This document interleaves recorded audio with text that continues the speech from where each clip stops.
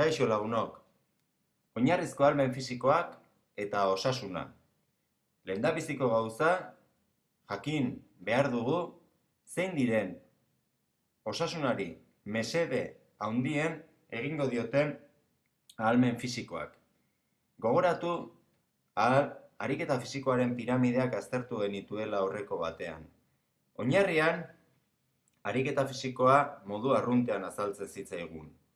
Gorago, ariketa aerobikoak eta kirolak.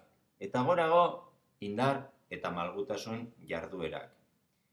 Piramideak dioen bezala, gehien landu behar ditugun jarduera aerobikoak dira.